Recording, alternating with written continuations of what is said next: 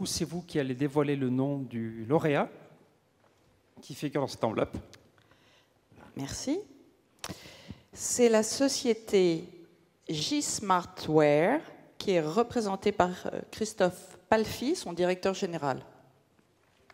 J-Smartware est un éditeur de logiciels cartographiques destiné aux exploitants de réseaux et à la gestion de la ville, réseaux de télécommunications, d'énergie ou d'éclairage public par exemple.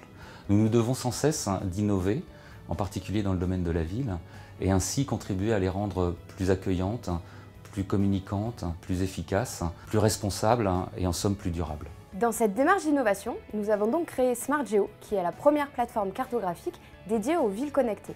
En communiquant avec les objets connectés, SmartGeo permet de gérer à partir d'un même outil les différents patrimoines connectés, tels que l'éclairage public par détection de présence, les places de parking connectées, les conteneurs à déchets ou encore les bornes de rechargement pour véhicules électriques. Mais SmartGeo ne se contente pas de lire et d'afficher les informations qui proviennent des objets connectés, il les traite avec des algorithmes spécifiquement élaborés pour répondre aux enjeux et aux problématiques de la ville de demain, tels que les besoins en économie d'énergie, l'optimisation des ressources, le gain d'efficacité ou encore les problématiques liées à la sécurité.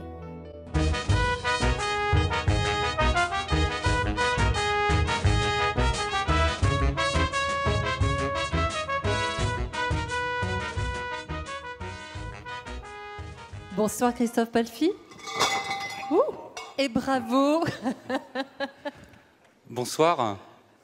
Donc, comme je vous le disais, nous sommes accompagnés par les artistes du cirque Medrano, qui sont un petit peu bruyants, mais nous allons avoir un très joli numéro un petit peu plus tard.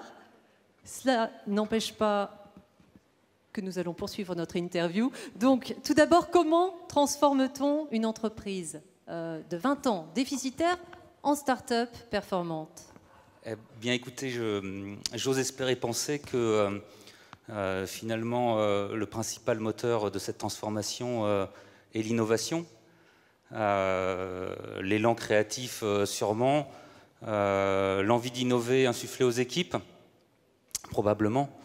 Mais avant cela, il y a 2 ans, avec mon associé Tanguy de Bourmont, que je salue, qui est parmi nous, on avait organisé en fait un concours interne où on demandait à chacun d'imaginer la ville intelligente de demain. Et bien, de là est née 2 ans après la plateforme SmartGeo Connectée, une plateforme qui aujourd'hui équipe des grandes villes comme la ville de Montpellier, la ville de Nancy, la ville de Chartres un peu plus petite, et bientôt la ville de Lyon. Alors oui, je pense que l'innovation a été le moteur. Qu'est-ce qu'on peut espérer en termes d'économie de SmartGeo et puis quels investissements est-ce que cela représente pour une municipalité? Alors en termes d'économie, en fait c'est assez variable parce que ça dépend bien sûr des équipements urbains connectés et puis ça dépend également de la taille des collectivités qu'on équipe.